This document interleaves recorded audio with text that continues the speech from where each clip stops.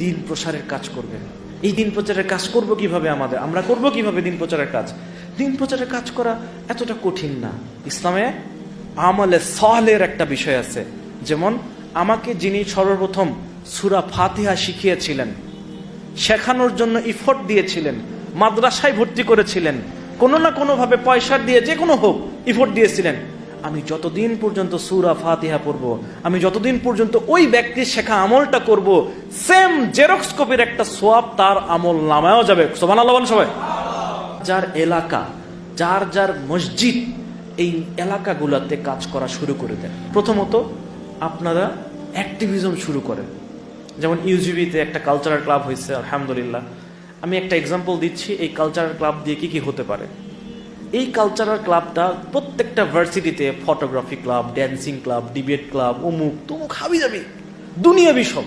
কোনো কোনো ভার্সিটিতে গাঞ্জা ক্লাব থাকে, জানেন কিনা? কিন্তু এটা ওই ভার্সিটি অনুমোদন দেয় না, ছাত্রদের ভিতরে সিক্রেটলি একটা গ্রুপ থাকে, মেসেঞ্জার গাঞ্জা গ্রুপ। আমি বলতে চাচ্ছি এই ক্লাবগুলা আমাদের বেনিফিট দেয় না, আমাদের বেনিফিট দিতে পারে এই কালচারাল ক্লাবগুলা। হ্যাঁ, ইউজিবি কালচারাল ক্লাব। এই কালচারাল ক্লাব থেকে কি হবে? এই কালচারাল ক্লাব থেকে তারা একটা প্রতিযোগিতার আয়োজন করতে পারে। তারপরে কি প্রতিযোগিতা করা যায়? সিরাত পাঠ প্রতিযোগিতা। রাসূল সাল্লাল্লাহু আলাইহি ওয়াসাল্লামের জীবনী, আল্লাহর সবচেয়ে প্রিয় একজন মানুষ, এবং আল্লাহ বলেছেন যে এই মানুষটাকে অনুসরণ করলে তুমি আমাকে পাবা। আমাকে যদি ভালোবাসো তো তুমি রাসূলকে ভালোবাসো, রাসূলকে অনুসরণ করো। সুবহানাল্লাহ সাল্লাল্লাহু আলাইহি ওয়াসাল্লাম।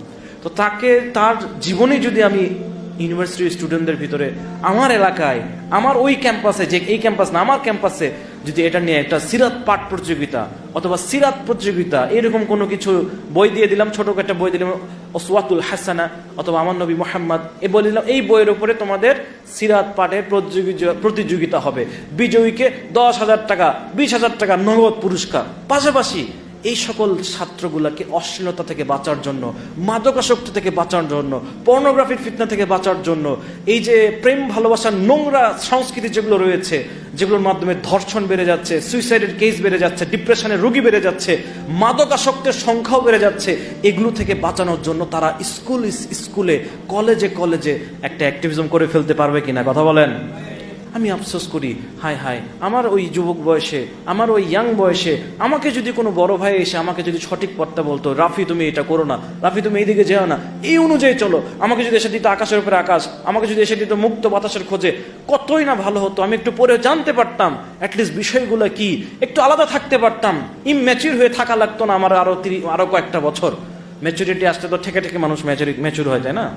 তো আপনারা কাজ বাড়ান ভাই, আপনার এলাকায়, আপনার ইনস্টিটিউশনে, আপনার মহল্লায় মসজিদ ভিত্তিক কাজ বাড়ান।